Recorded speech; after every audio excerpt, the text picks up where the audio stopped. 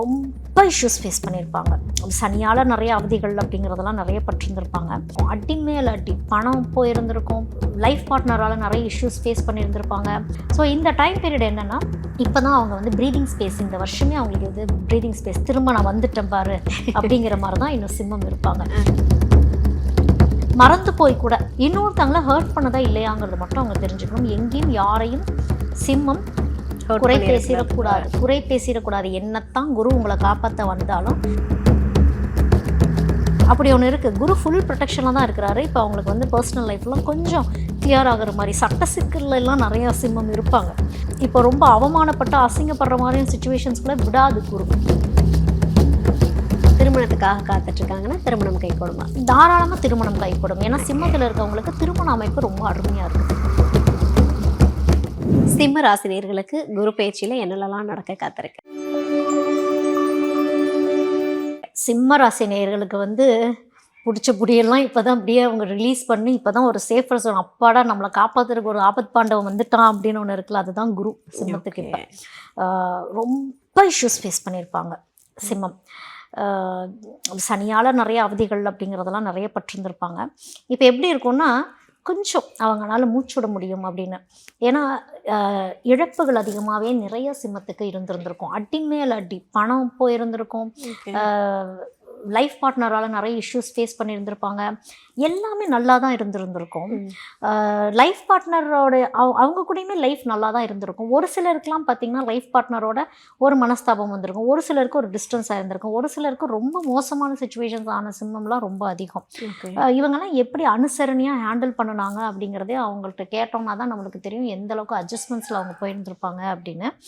பண இழப்புகள் எவ்வளோ பார்த்துருப்பாங்கன்னு ஒன்று இருக்குது அவங்களுக்கு. ஸோ இந்த டைம் பீரியட் என்னென்னா, இப்போ தான் அவங்க வந்து ப்ரீதிங் ஸ்பேஸ், இந்த வருஷமே அவங்களுக்கு இது ப்ரீதிங் ஸ்பேஸ், திரும்ப நான் வந்துட்டேன் பாரு அப்படிங்கிற மாதிரி தான் இன்னும் சிம்மம் இருப்பாங்க.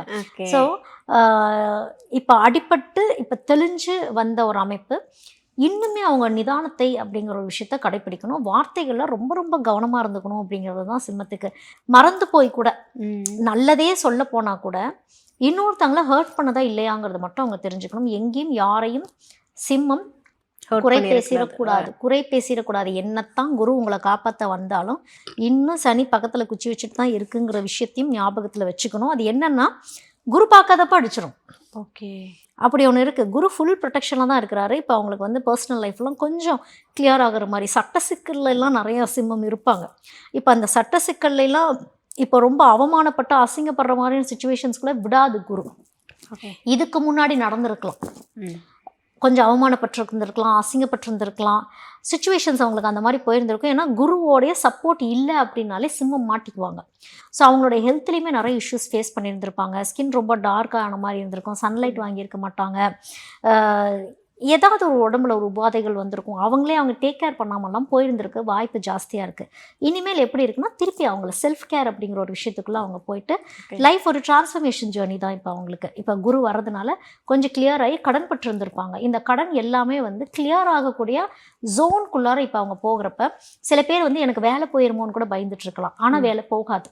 குரு வந்து வேலையை பிடுங்க மாட்டார். வேலையை வந்து நிலச்சிருக்கிறதுக்கு என்ன வழியோ அந்த மாதிரி ஒரு வழிவகைகளை பண்ணி கொடுக்கக்கூடிய அமைப்புங்கிறது அதிகமாகவே இருக்குது.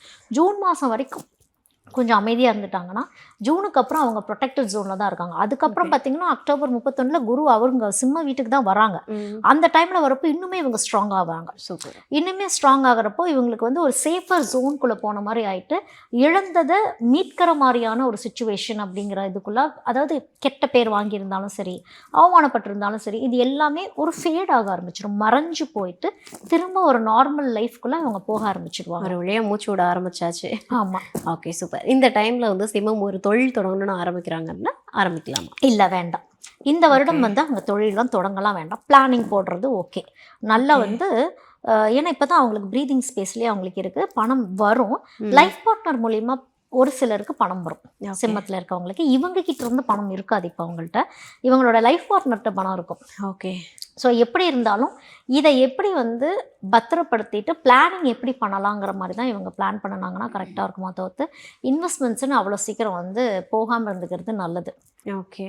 இப்போ கடன் ஏதாவது இருந்ததுன்னா அந்த கடனில் இருந்து வெளியில் வருவாங்க. கொஞ்சம் கொஞ்சமாக தான் ரொம்ப வெளியே வருவாங்க. இனிமேல் தான் கடன் அடைக்கிறதுக்கான ரூட் காசே இப்போ தான் அவங்களுக்கு தெரியும். ஓகே.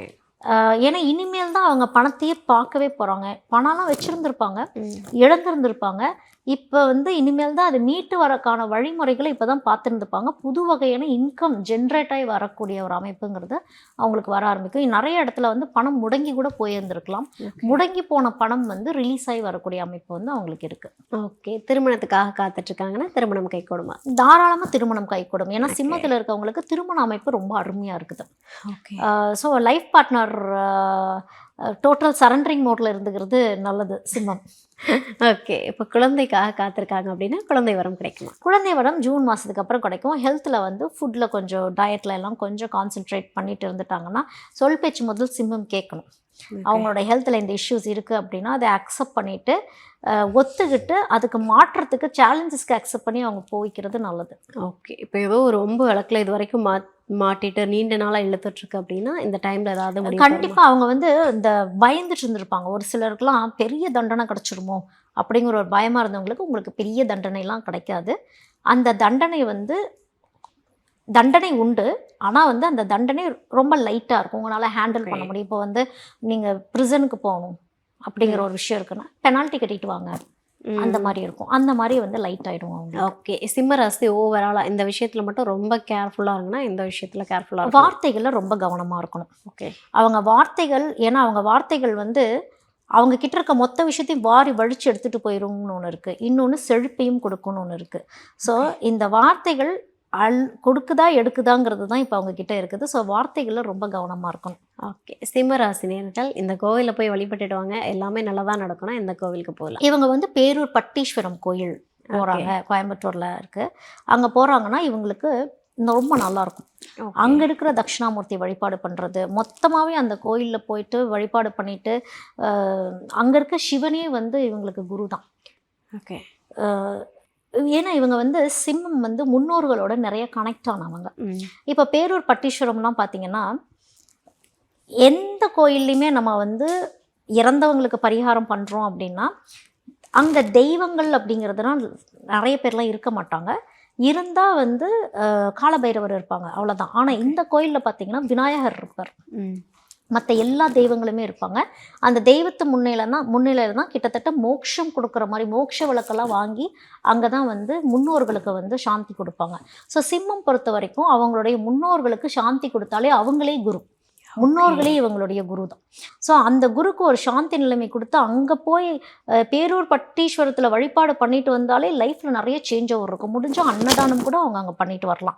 மஞ்சள் கலரில் ஏதாவது ஒரு தானம் பண்ணிவிட்டு ஒரு மஞ்சள் கலரில் ஏதாவது ஒரு உணவு அவங்க அங்கே படையெல்லாம் கொடுத்து பண்ணிட்டு வராங்க அப்படின்னா முழுக்க முழுக்க முன்னோர்களையே நினச்சி பட்டீஸ்வரம் போயிட்டு வராங்க அப்படின்னாலே அவங்களுக்கு ஒரு தெளிவு நிலை அப்படிங்கிறது. ஏன்னா அங்கே வந்து சித்தர்கள் வந்துட்டு போன சுவடுகள், ஏன்னா சிம்மம் ராசியில் இருக்கவங்க சித்தர்களோடய நிறைய கனெக்ட் ஆவாங்க.